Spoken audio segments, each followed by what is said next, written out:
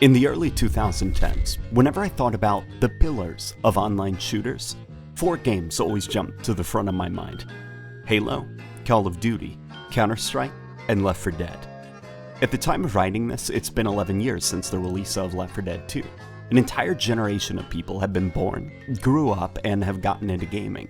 They've likely never tried the game or have tried it and deemed it too old before hopping back into Fortnite or Warzone or whatever popular game occupies their free time. This isn't to condemn them, by the way. We were all born a little bit too late for something, and we can't hold someone's age against them. A game's age, though, I feel isn't a barrier to entry if newer generations want to fall in love with older games. A while ago, a young subscriber told me that he prefers the polygonal look of older games such as Mario 64 or Halo Combat Evolved, not because he's trying to be a hipster, but because he found the pre-HD look of games more pure. As games get closer and closer to photorealism or CGI, it's refreshing to see something with the seams clearly there for all to see, applying a bit of imagination to smoothen out the rough edges and allowing the mind to elevate the game's visuals. That comment stuck with me for years, and it caused me to return to an old classic, Left 4 Dead 2. This video will act as a love letter from me to one of my favorite zombie games of all time, a trip down memory lane for those who remember playing it back in its heyday, and hopefully something that will pique someone's interest so that they try the game themselves. Something I'm going to encourage is describing your history with the game in the comments section. If you find yourself enjoying the video, a like and a share is appreciated, and without further ado, let's begin. Part of the reason I dislike The Walking Dead is the whole humans are the real monsters subgenre of zombie media. It was tiring to me even back in 2010, and it eventually leads to story arcs and themes that can be explored in any standard post-apocalypse story. Zombies aren't required. World War Z was widely criticized for not adhering even remotely to the excellent book, but something I feel it captured well was the manic confusion of the status quo being violently and suddenly interrupted by something terribly unsettling. Being in a crowd and hearing the screams, seeing people drop around you, and realizing that something terrible is actively happening. A flash of teeth, a body dropping. Are people eating other people? What's going on? I think of the scene where a father is bit, has a few moments of humanity before convulsing on the ground. Within 12 seconds of being bit, the man is back up on his feet, only his eyes are clouded over. He begins attacking his family. Whatever clouded his eyes over does not recognize them as loved ones, only food. The idea of a person converted into a biological automaton with no bias or emotion, just one directive: stand idle until those uninfected are spotted. When spotted, pursue the uninfected until they are converted, then go back to resuming the idle position. The quality of World War Z can be debated, but that scene sat with me because of how beautifully it captured what I love about the horror of zombies. There's something deeply unsettling about a person being converted into something that robotic and violent. Left 4 Dead 2 takes place weeks after a mysterious strain of rabies jumps to humans. It ravages a person's mind and turns them into infection vectors that wander in a feverish haze, vomiting blood, cradling their shivering bodies, and then snapping into action at the slightest sign of someone not showing symptoms. Their howls ring through the night, and the slightest noise risks attracting the sensitive attention of the infected. Unlike most zombie games, the environments of the Left 4 Dead series are not overgrown, decaying, or collapsing. You're gonna be fighting through apartments with the TVs still on, couples mauled in their beds by their former neighbors, campsites that were destroyed not by bears, but fellow campers, and so on. The environments of Left 4 Dead 2 work so well because of how familiar they are. We've seen these streets. We live in these houses. They aren't the fantastical, overgrown wastelands of The Walking Dead.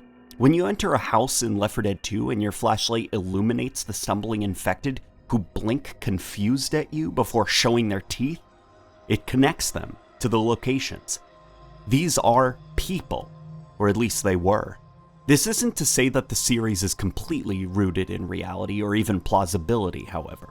While the world of Left 4 Dead is taking itself rather seriously, the survivors of the outbreak have one foot in the door of absurdity, which is even more true for the survivors of Left 4 Dead 2, who are just straight up comical.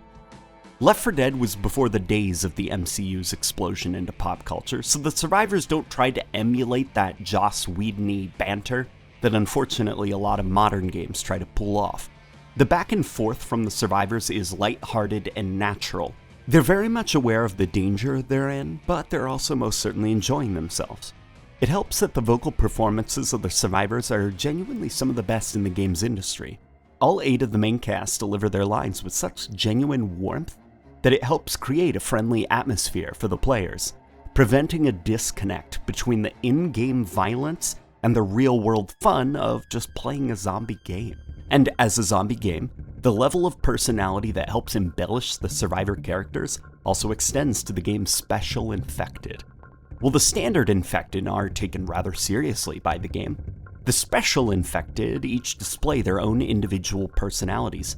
Taking one look at any of the special infected paints a story about who this person was pre-infection, and it's not surprising that they all have a fan base. People love these characters. By striking a balance between genuine horror and silliness, Left 4 Dead 2 is one of the best Halloween games by achieving not horror, but the ever-elusive spookiness. There's a very fine line between scary and spooky. Scary is a skeleton chasing you with a knife. Spooky is a dancing skeleton chasing you with a knife. And when you're in a boarded up house and you hear something breaking in from the room behind you, only to investigate and find a boomer waddling around before it pukes all over you, yeah, Left 4 Dead is the perfect spooky game. What began life as something really cool, but a bit too simple in Turtle Rock Studios' Left 4 Dead 1, was evolved and refined into something absolutely timeless by Valve's in-house Left 4 Dead 2. The premise is really simple. You can select from a variety of campaigns, and in each campaign you will bounce from safe house to safe house until finally calling in an evac and escaping, hopefully with your full crew intact, which isn't always guaranteed. The player doesn't have the typical gameplay tropes such as sprint and aiming down the sights, in order to ensure that the pacing of the gameplay is pitch perfect. Your gun is always up, and you're always firing while on the move, whether it's shooting ahead of you or running backwards and firing into a horde that's giving chase. The game even allows you to melee enemies while reloading your gun. That way you can always engage with the enemies even when unable to fire. The speed of your player is largely reliant on the status of your health, with your movement speed dropping as you get closer to death. In order to make sure survivors are sticking together and forming bonds of trust through the gameplay mechanics, the game employs the special infected, who have 2 different forms of interacting with the player: pinning you down or disrupting you. The pinning special infected will lock players down by pouncing on them, constricting them with large tongues and other forms of incapacitation, requiring a buddy to help you out of it. The disrupting special infected will throw a monkey wrench into whatever your plans are, by covering you in a slime that attracts nearby zombies or spraying a burning acid that'll block your path until it evaporates. If the Left 4 Dead formula was just you against normal infected, the game would get old quickly, and even worse, the co-op function would fall flat, as players would just speed off, leaving each other in the dust. The tactical value of the special infected, large hordes of casual infected, and the gameplay systems that encourage players to trust each other do their job well in making sure the survivors are falling back on each other for support. But there's something even more clever that is absolutely why the experience works as well as it does. In order to make sure the game stayed fresh each time you played it and the survivors were playing nice with each other, an under-the-hood AI system was put in place that was an actual selling point for the game back in the day: the Game Director. The Director is responsible for monitoring all players and, depending on the difficulty selected, providing players with an experience worthy of their skill level. The AI Director will throw hordes at you when it feels that things have been quiet a bit too long. It will signal incoming zombie attacks through dynamic music cues that are downright iconic.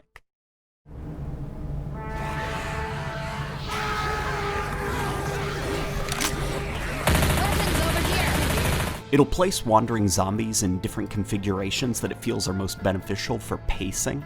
It'll scatter different supplies on familiar routes, rearrange environmental details, and in some cases it'll change level geometry so that players don't take the same path twice on campaigns such as The Parish.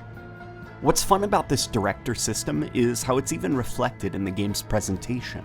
Being pinned down by a special infected will see a stage light fall on the player. Operatic and theatrical music will start swelling in intensity until your friends rescue you. Each special infected gets their own stage stinger.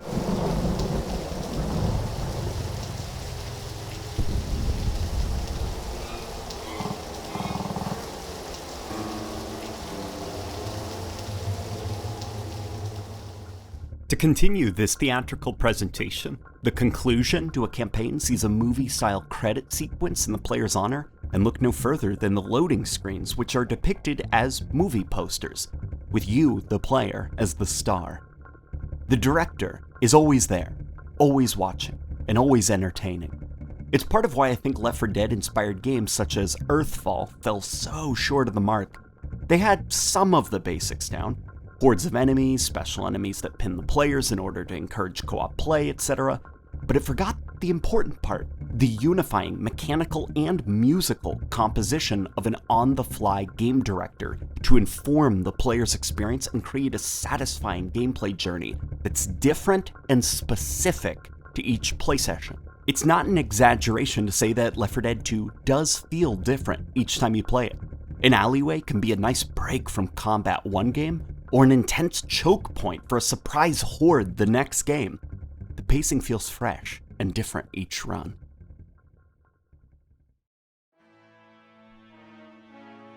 Valve released a surprisingly welcome content drop in the form of the Last Stand update. It's unfortunately exclusive to PC due to memory and technical limitations with the Xbox 360 port, so Xbox One players will be missing out. The content drop includes a new mini-campaign, slightly updated animations and view models, balancing tweaks for the PvP modes, a whole host of new maps and modifications for the survival game type, and much more. In my opinion, one of the more significant improvements were the gore effects for the zombie models of the Turtle Rock campaigns. As much as I do appreciate Left 4 Dead 2's campaigns, the Turtle Rock campaigns always stuck with me more. I found the animation and artistic grayed out look of the zombies more creepy, so seeing them properly losing limbs and guts as I blow chunks off their bodies is immensely satisfying. The update also unlocked the formerly German exclusive Counter-Strike Source weapon pack. The Counter-Strike Source weapons are quite a lot of fun, even if the animations really don't hold up compared to the Left 4 Dead 2 animations. But that's not how I choose to view these guns. They're time capsules, windows into a different era of Valve, and I approach them as such. Cutting through zombies with the Source knife, all its janky animations intact, was something really special. How is the new campaign? Well, to say it's short is an understatement. I was initially quite disappointed with it until I had completed maybe my third playthrough with my brother. Instead of viewing it as a new campaign, view it as a love letter to the very first Turtle Rock Left 4 Dead, killing zombies under the cover of moonlight, firing your weapon into the darkness and seeing the pale faces of the infected stumble out, grasping at their bullet wounds in surprise. The finale is also quite difficult. It may be one of my all-time favorites for the series. I'm a big sucker for defending houses or man-made structures in zombie games. It's fun to hear the howling beyond the safety of the walls, knowing that the undead are out there and they're looking for a way in to kill me. And this finale delivers that experience. I normally begin wrapping up here, but the Xbox 360 port of Left 4 Dead 2 isn't worth ignoring on account of it not getting the same love as the PC version. It's playable on the Xbox One via backwards compatibility, and if you're an owner of the Xbox One X or next-gen Xboxes, it includes graphical enhancements to make the image sharper and clearer. A small but loyal population even still seems to be playing it, which made me very happy. For those looking for a good time, I'd recommend giving the urban areas a try on the hardest difficulties. The Parish's first level is probably one of the best-paced Left 4 Dead missions of all time on harder difficulties, and I use it to try to see if I can get to the end without taking maybe more than 2 hits. I was pleasantly surprised to find that it's still a hard challenge to do on the Xbox One. Left 4 Dead 2 may be an old game, but due to the strength of its core design, it's a timeless game. A game still very much relevant now and worthy of passing down to a newer generation of gamers. Its personality and artistic direction is strong, and if Last Stand was to be the start of a renewed interest in the series by Valve, I would be beside myself. Do we need a Left 4 Dead 3? It's hard to say. I can't really think on how you'd improve the Left 4 Dead formula in a sequel. You could try adding new special infected, but does the game mechanically need more of them? You could add new weapons and survivors, but couldn't DLC do the very same thing for Left 4 Dead 2? Instead of a Left 4 Dead 3, I wish Valve would remake Left 4 Dead 2 in their more modern branches of the Source engine, with upgraded visuals, animations, etc. Hell, give console players a port of this remake, that way PlayStation players can join in on the fun. In a world of games that continually get updates and content drops, a game as strong as Left 4 Dead 2 is a prime candidate for new campaigns, locations, and updates from Valve. It's something I certainly would embrace, and I think the community would too. I love Left 4 Dead 2. I love its community, I love its style, I love its presentation, I love its zombies, I love the game. I don't call a lot of games masterpieces, but Left 4 Dead 2 I consider to be a masterpiece.